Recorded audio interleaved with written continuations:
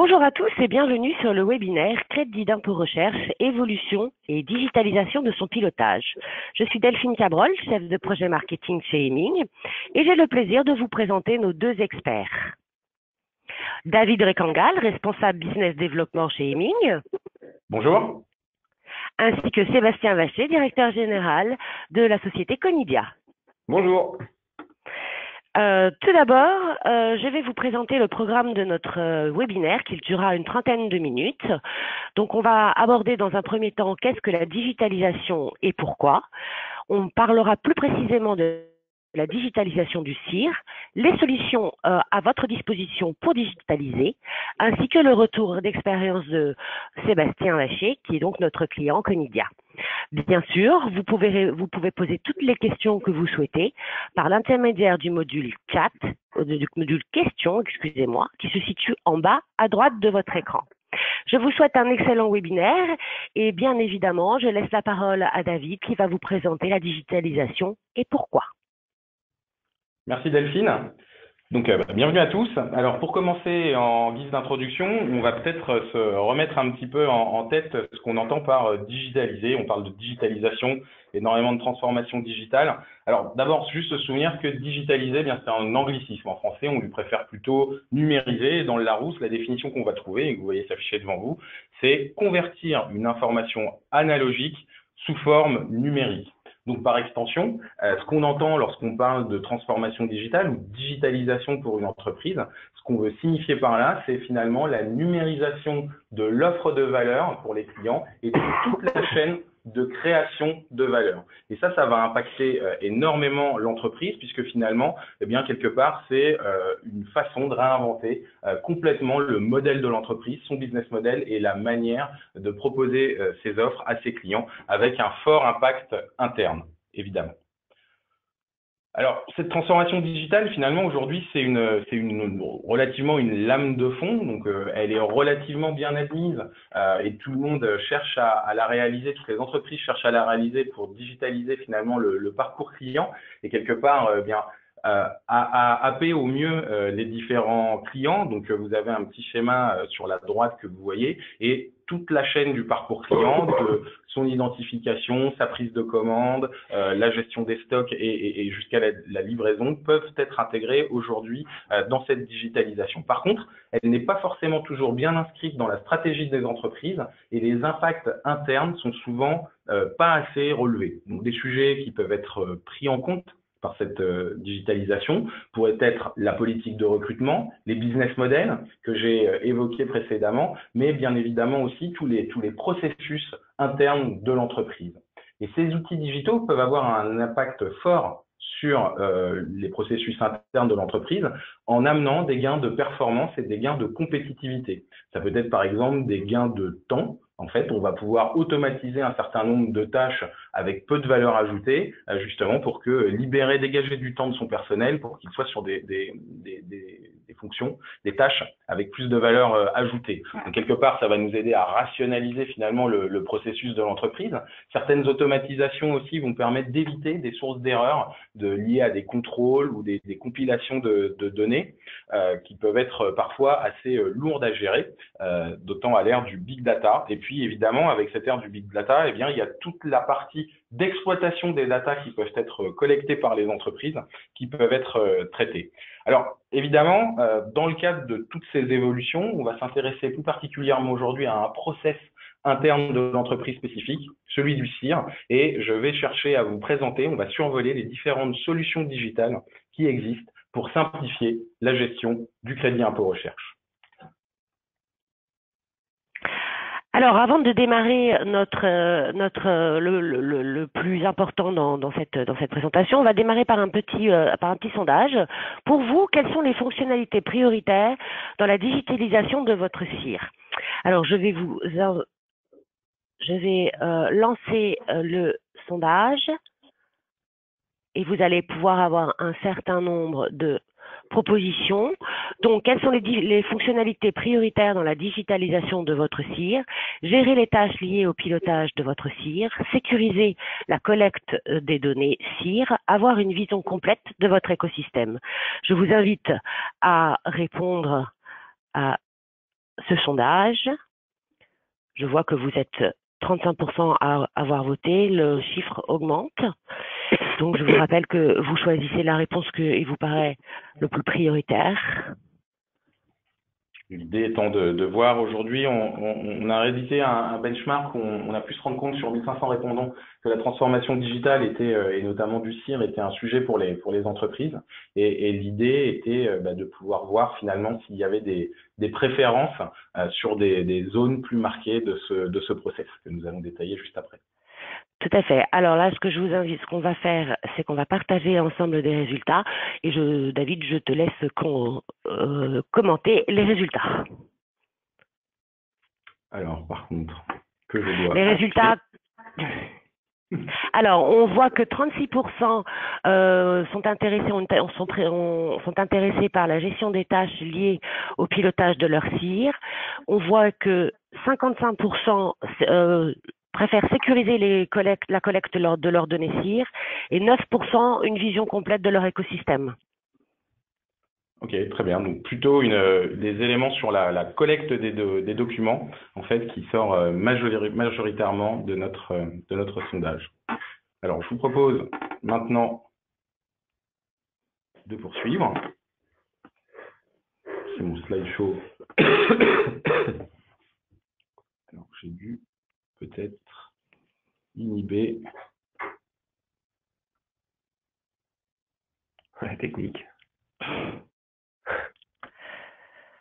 Oups, je crois que j'ai arrêté j'avais mon slideshow qui ne défilait plus.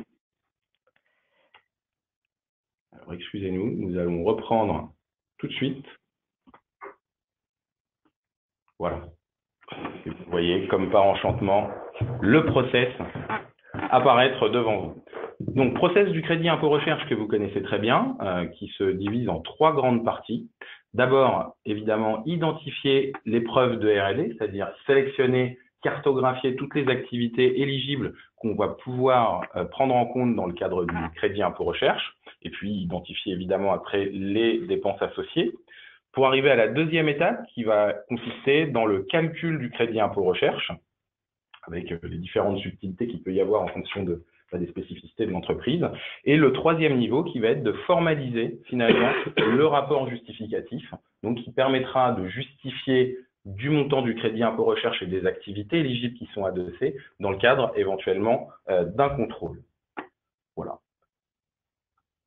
Le premier outil que je vous propose de présenter va concerner le pilotage, le suivi et la gestion du crédit impôt recherche. Donc, il s'agit d'Hemisphere et donc qui va permettre, qui est une GED, donc qui répond bien finalement au premier sondage, puisque vous étiez majoritairement intéressé par la collecte des documents. Et il s'agit d'une plateforme SharePoint qui permet de gérer électroniquement les documents et de les partager. Donc, c'est une interface spécifique qui sera ouverte avec des droits spécifiques en fonction de ce que vous voulez, qui évidemment est sécurisée, qui va également permettre de suivre tout l'avancement de la mission en temps réel. Et puis, puisqu'on va pouvoir identifier les tâches en avance et en retard, elle permettra de garantir le respect des délais. Donc, je vous présente ici un élément sur ce Hemisphere, plateforme sécurisée. Le premier point va nous permettre de faire un suivi dynamique en temps réel de la mission crédit impôt recherche. Donc, vous voyez ici qu'on peut prévoir en fait finalement une planification d'avancement de la mission sur la petite figure en haut, la plus haute à droite.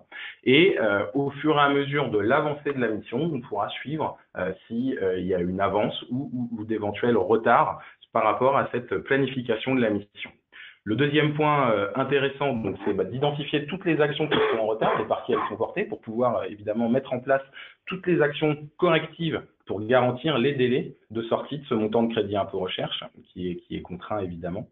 Et puis, troisième point, on aura donc ce que je vous disais en introduction, tout un volet sur la documentation et la gestion électronique des documents, où là, j'ai affiché un petit écran où on voit s'afficher les derniers documents qui ont été partagés au sein de la plateforme par les personnes qui ont les droits pour voir ces documents. Donc voilà, évidemment, on a toute la partie coffre-fort de cette GED et donc une sécurisation de toute la collecte et de tous les documents qui sont nécessaires au calcul et à la justification du crédit impôt recherche. Donc ça, c'est une plateforme, je vous le disais, en SharePoint qui aujourd'hui est déployée auprès de près de 300 de nos clients. L'idée étant, c'est de faire un survol des outils, je ne m'attarderai pas, et si vous le souhaitez, nous sommes à votre disposition pour réaliser des démonstrations de ces outils, puisque sur les logiciels, c'est la démonstration qui permettra de visualiser au mieux eh bien, les bénéfices et puis de répondre à toutes vos interrogations.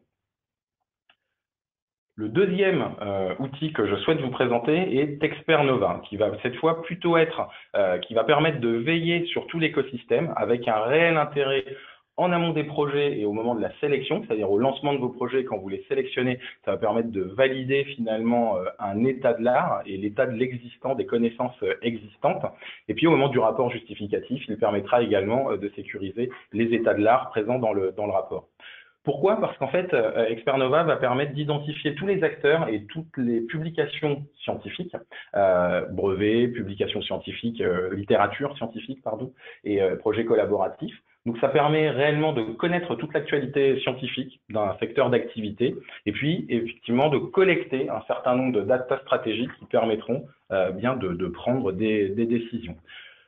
Alors, l'intérêt de la solution, c'est un seul dashboard qui va compiler l'ensemble des solutions. Vous voyez s'afficher en bas les différentes métriques assez conséquentes que Expert Nova va permettre de compiler dans un seul outil. Et puis l'intérêt, c'est que comme c'est un outil de veille, eh bien, vous pouvez le valoriser au titre du crédit impôt recherche et donc les abonnements, évidemment, sont ainsi diminués. Voilà, et donc vous obtenez une vision globale de votre écosystème. Alors si on regarde un petit peu plus en détail, on a une trentaine de types de travaux différents qui sont analysés avec des représentations très graphiques et des filtres qu'on peut utiliser très facilement. Vous avez également tous les concepts scientifiques liés à le principe, c'est on met différents mots-clés qui permettent évidemment d'afficher les concepts scientifiques ou les acteurs. Et donc on va agréger visuellement aussi toutes les liaisons des concepts scientifiques qu'on peut avoir et les jeux de filtres vont permettre de regarder, filtrer les acteurs privés, publics ou comme vous le souhaitez.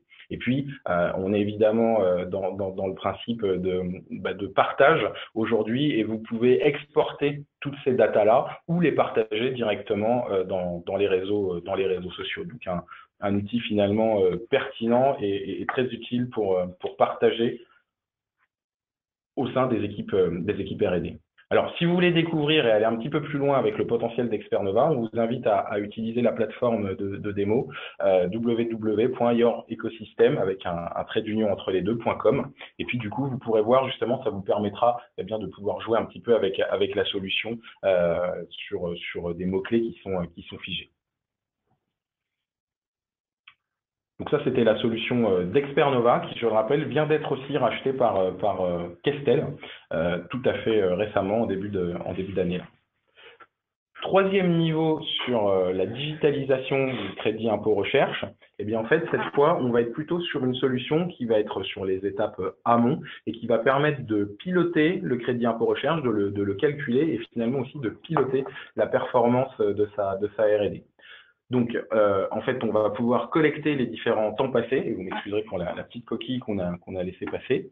Ça permet également, évidemment, de calculer et d'estimer les montants de crédit impôt recherche, et puis d'analyser la performance de cette R&D au travers d'outils assez puissants qui vont vous permettre de faire des graphes ou des TCD en dynamique et donc qui vont gagner énormément de temps dans la formalisation de reports vers les directions générales ou toutes les personnes qui veulent suivre un petit peu les ROI ou les différents budgets liés à vos dépenses de recherche, innovation ou développement.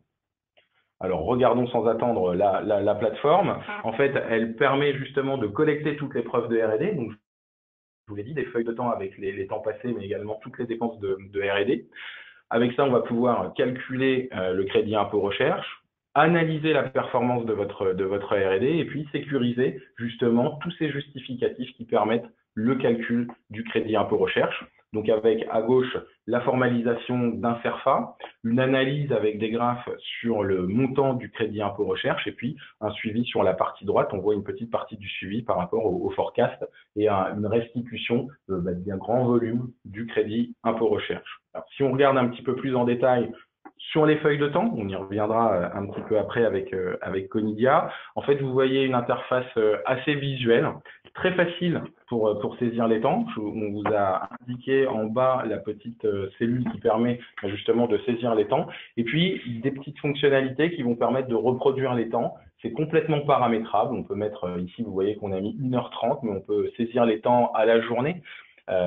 Temps qui sont d'ailleurs, qui étaient recommandés dans le webinaire du ministère de l'Enseignement supérieur et de la Recherche du début de semaine, qui nous disait que les meilleures feuilles de temps, c'était à la journée, parce que c'était plus pratique pour les entreprises, mais on peut également le calibrer à la semaine. Bref, c'est complètement personnalisable et adaptable à vos besoins.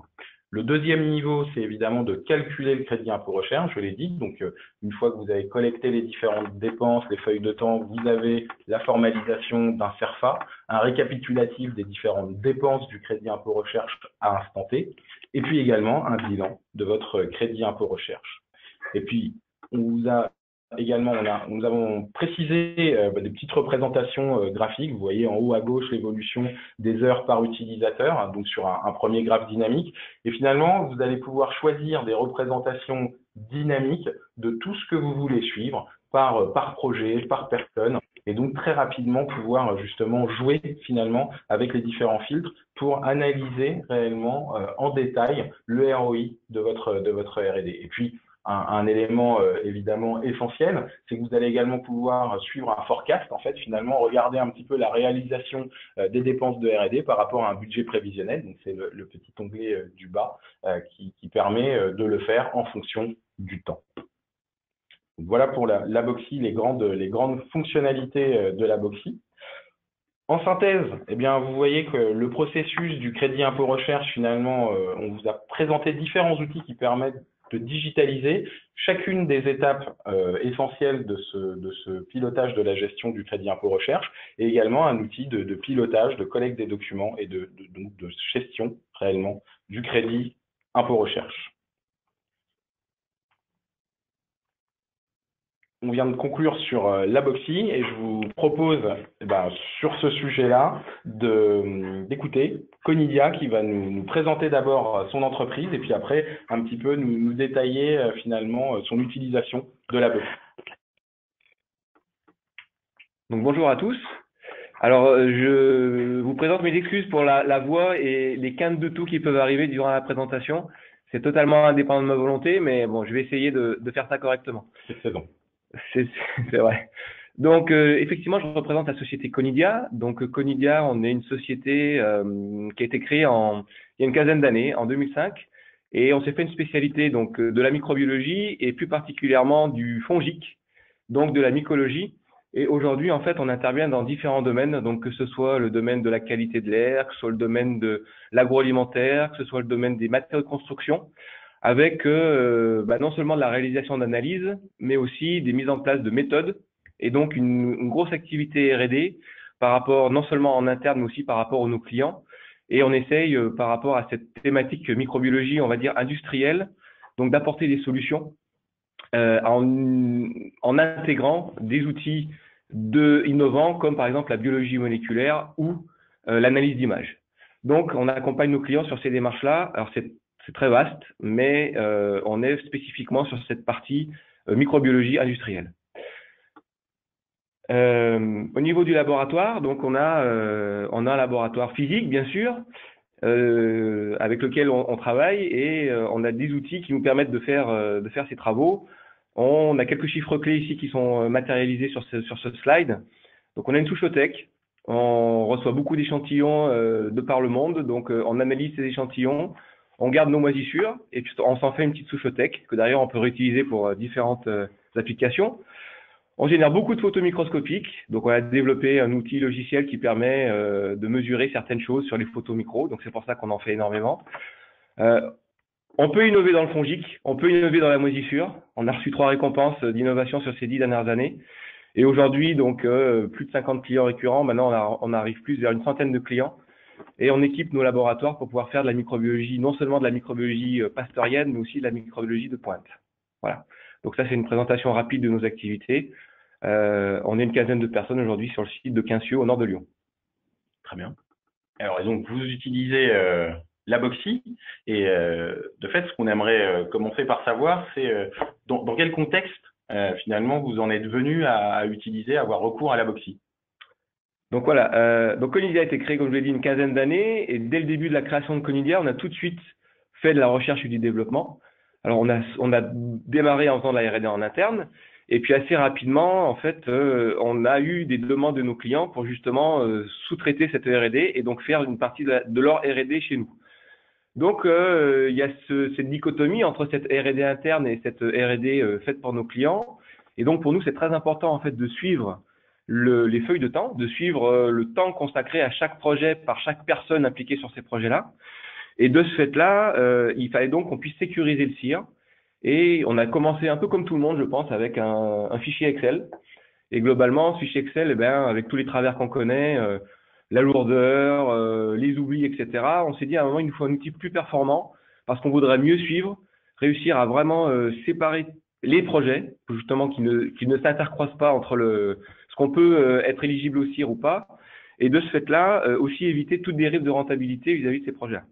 Donc c'est pour ça que on a donc découvert la Boxy en fin 2017 et on a donc mis en place sur 2018 la Boxy pour pouvoir suivre de manière plus précise toute la R&D qu'on mène chez Conidia.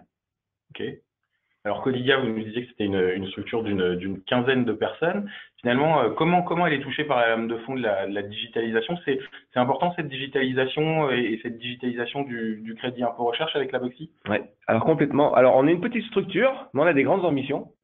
Et pour ces grandes ambitions aujourd'hui, donc il y a eu, comme tu l'as dit David, une lame de fond en microbiologie, je pense, depuis ces 10 dernières années sur l'évolution des méthodologies. Et clairement, nous, ce qu'on voudrait mettre en place, c'est un laboratoire digital. Donc le laboratoire digital, ça veut dire quoi? Le laboratoire digital, ça veut dire un suivi, en fait, de l'ensemble du test ou de la problématique R&D quand elle arrive de chez nos clients jusqu'à la fin. Et pour ça, il nous faut une approche, un pilotage en temps réel de cette méthode-là, de ces travaux-là.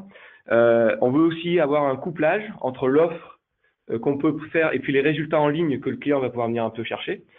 Et puis, on veut aussi intégrer en finale une couche d'intelligence artificielle dans cette démarche-là. Donc, ça fait en fait un gros pavé, un gros morceau de recherche et développement. Et il faut qu'on puisse suivre de manière très précise s'il n'y a pas de dérive sur ces coûts de ce projet-là. Alors, c'est un projet qui va se dérouler sur plusieurs années, hein. On va intégrer au fur et à mesure des nouveaux modules, mais c'est important pour nous de suivre ça. Donc, il faut qu'on identifie toutes les étapes, qu'on les suive, qu'on puisse les budgétiser. Et donc, avec la Boxy, on arrive à voir un peu en temps réel, justement, où on en est par rapport au temps des consacrés par les chercheurs, techniciens sur les projets. Et la Boxy, en fait, répondait parfaitement à nos besoins dans ce domaine-là. D'accord, donc complètement touché par la digitalisation. Vous voyez une photothèque qui grossit de 60 000 photos par an. Et donc pour aller plus loin, en fait, qu'est-ce que vous voyez comme exploitation à venir après cette première année d'utilisation de la Boxy finalement qui est relativement positive parce que ça pose finalement les bases. Et donc c'est quoi la suite avec la Boxy aujourd'hui? Alors la suite, c'est vrai que cette première année, pour être complètement transparent, on l'a surtout utilisée pour les feuilles de temps. Parce que c'était une première étape. Je pense que c'est des outils qu'il faut s'approprier au fur et à mesure. Là, c'était assez important. Donc déjà, ce qu'il faut dire, c'est qu'il n'y a pas eu véritablement de frein au niveau des chercheurs. Ça a été plutôt facilement accepté de par la simplicité d'utilisation, hein, faut le dire. Et aujourd'hui, donc, on va vraiment essayer de rentrer des éléments budgétaires globaux pour la R&D, pour suivre en temps réel ce budget de la R&D et de maximiser en fait le retour sur investissement qu'on va pouvoir avoir vis-à-vis des projets. Et au final, la compétitivité de notre structure. Donc, on souhaite intégrer vraiment la Boxy. Donc, c'est ça de manière globale sur l'ensemble des coûts de la R&D. Donc, ça va des temps techniciens à l'utilisation des machines, à éventuellement aussi tout ce qui est matière première, voilà, consommable.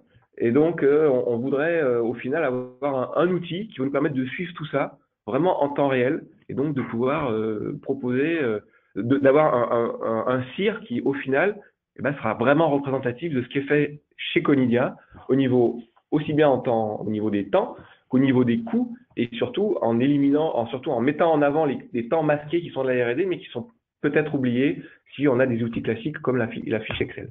Okay. Donc finalement, ça va être utile au-delà du CIR, hein, parce que vous allez mettre des dépenses qui sont pas éligibles. Alors, Pour conclure, est-ce que vous recommanderiez la Boxy à nos auditeurs? Alors, de par l'utilisation qu'on en a aujourd'hui, clairement, et encore une fois, je pense, c'est vraiment un outil qui est facile de prise en main. C'est un outil qui peut être justement développé au fur et à mesure. Donc là, on a commencé par les feuilles de temps, après il y a le budget, et son ergonomie fait qu'aujourd'hui, moi, je recommanderais cet outil s'il y a de la R&D, même s'il y a un petit peu de R&D, justement, ça permet de ne pas la perdre et d'avoir vraiment un vrai suivi de cette recherche dans les structures. Très bien. Sébastien, merci. Merci à vous. Alors, en guise de conclusion, je vous propose de revoir rapidement, de rebalayer les bénéfices de ces outils de la digitalisation du CIR. D'abord, ça va vous amener plus de valeur ajoutée, puisque ce sont des outils qui vont permettre, comme on l'a vu, de simplifier et de mieux structurer la gestion de votre crédit impôt recherche et de votre process de recherche, voire de développement, comme on vient de le voir avec Conidia.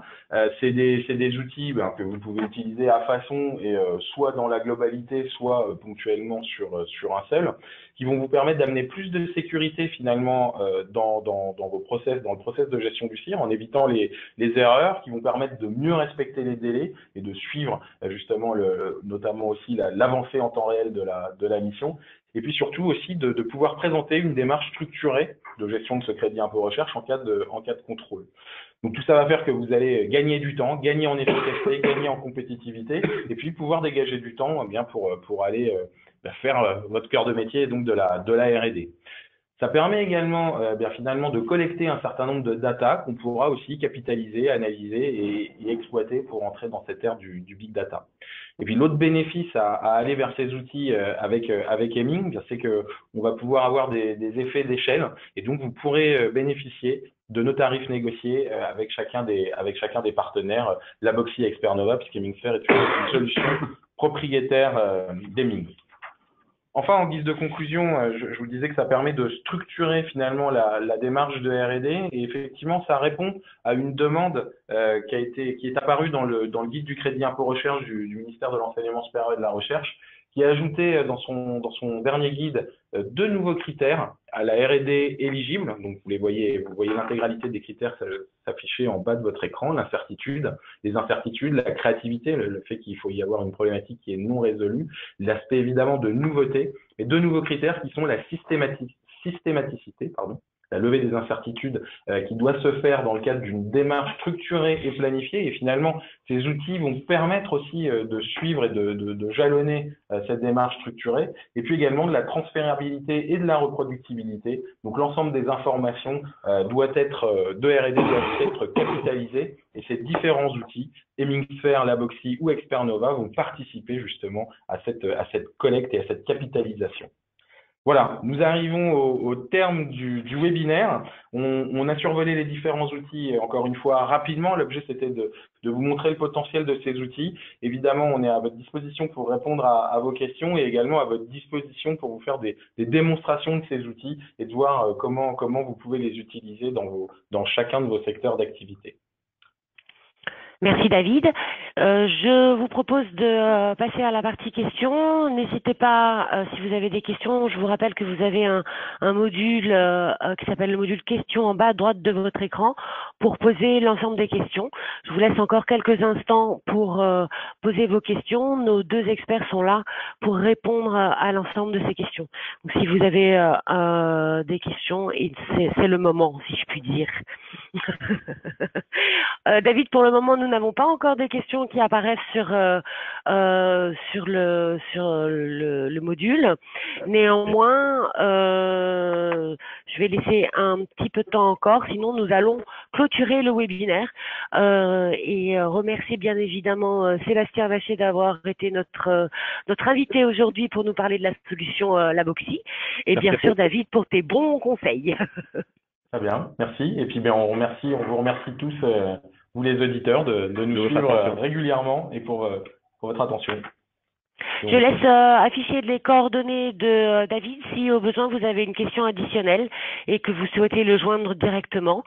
Sinon, nous vous souhaitons une excellente fin de journée et très prochainement sur la toile. À bientôt. Au revoir. Merci, au revoir. Au revoir.